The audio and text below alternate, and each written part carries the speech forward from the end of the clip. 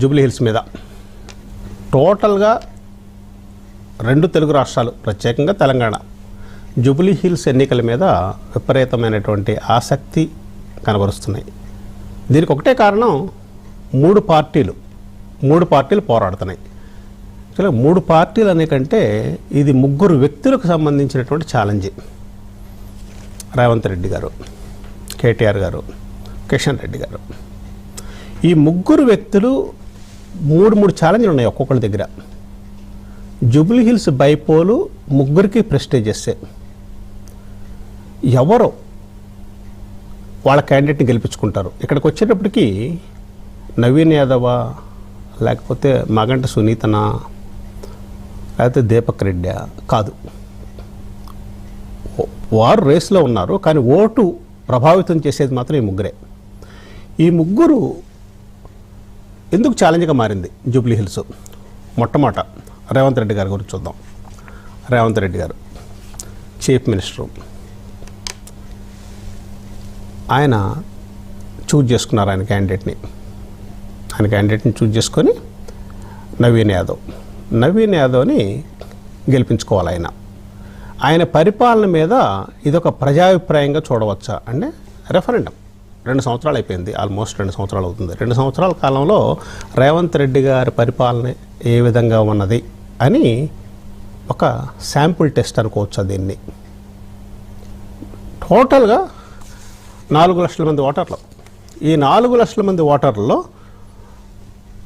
2 లక్షల మంది male voters, 1,91,000 మంది ఫీమేల్ ఓటర్సు. ఇక్కడ ముఖ్యంగా చూడవలసిన విషయం ఏంటంటే, రేవంత్ రెడ్డి గారు బీఆర్ఎస్ కంటే నేను బాగా పనిచేస్తున్నాను, బీఆర్ఎస్ని ప్రజలు మర్చిపోయేట్టు చేయగలిగాను, అనేక అభివృద్ధి కార్యక్రమాలు తీసుకొచ్చాను, ఈ అభివృద్ధి కార్యక్రమాలు చూసి నాకు ఓటు వేయండి అని ఆయన ప్రచారం చేస్తున్నారు. బీఆర్ఎస్ దగ్గరికి వచ్చేటప్పటికి బీఆర్ఎస్ మొత్తం తన సొంత ఫ్యామిలీ కోసం కష్టపడింది తప్పితే రాష్ట్రం గురించి చేసింది ఏం లేదు. వారి కుటుంబం బాగుపడ్డారు తప్పితే, బంగారు తెలంగాణ వారి కుటుంబానికి తప్పితే ఇంకెవరికి బాగుపడలా, ఇంకెవరికి ఆ లబ్ధి చేకూరలా. కాబట్టి మమ్మల్ని ఎన్నుకున్నారు, మేము మార్పు తీసుకొచ్చాం అని ప్రధానంగా రేవంత్ రెడ్డి గారు చెప్పుకొచ్చారు. నిన్న బీజేపీ మీద రేవంత్ రెడ్డి గారు మాట్లాడుతూ, కాళేశ్వరంలో జరిగిన అవినీతి మీద చర్య తీసుకోమని మేము సిబిఐకి అప్పగించడం జరిగింది, మరి చర్య ఎందుకు తీసుకోలేదు, కేటీఆర్ని కేసీఆర్ని ఎందుకు అరెస్ట్ చేయలేదు, కాబట్టి ఇది బీజేపీకి బీఆర్ఎస్కి ఉన్నటువంటి అనుబంధం బీజేపీ కాపాడుతుంది బీఆర్ఎస్ని, లేకపోతే మేము ఇన్ని రోజులైనా కానీ కనీసం గవర్నరు చర్య తీసుకోవట్లేదు, సెంట్రల్ గవర్నమెంట్ కూడా చర్య తీసుకోవట్లేదు, ఎందుకు తీసుకోవట్లేదని ఆయన 2 పార్టీల మీద ఆయన బాణం ఎక్కువ పెట్టారు. ఇప్పుడు గెలిపించుకోకపోతే రేవంత్ రెడ్డి గారికి ఒక సమస్య వస్తుంది, ఆయన నాయకత్వం మీద విమర్శలు వస్తాయి. ఆయన నాయకత్వాన్ని విమర్శించేవాళ్ళకి ఒక ఆయుధం దొరికినట్టు అవుద్ది. టోటల్గా తన భుజస్కంధాల మీద, అంటే ఒక రిపోర్ట్ ప్రతి 10 ఏళ్లకు ఒక నాయకుడిని పెట్టారు కాంగ్రెస్. పకడ్బందీగా వాళ్ళు క్యాంపెయిన్ నడుపుతున్నారు. క్యాంపెయిన్ నడుపుతూ ఎట్టి పరిస్థితుల్లోనూ ఇక్కడ గెలవాలి, గెలిచి చూపించాలి, గెలవటం ద్వారా ప్రభుత్వం మీద జనాలకు నమ్మకం ఉన్నది అనేది కలగజేయటం ఒకటి, ప్లస్ రేవంత్ రెడ్డి నాయకత్వం మీద విశ్వాసం ఉన్నది అని తెలియజెప్పడం ఒకటి. ఇది రేవంత్ రెడ్డికి చాలా విషయం పరీక్ష. ఇక నెక్స్ట్ వచ్చేటప్పటికి కేటీఆర్ గారు ముందున్నటువంటి సవాలు.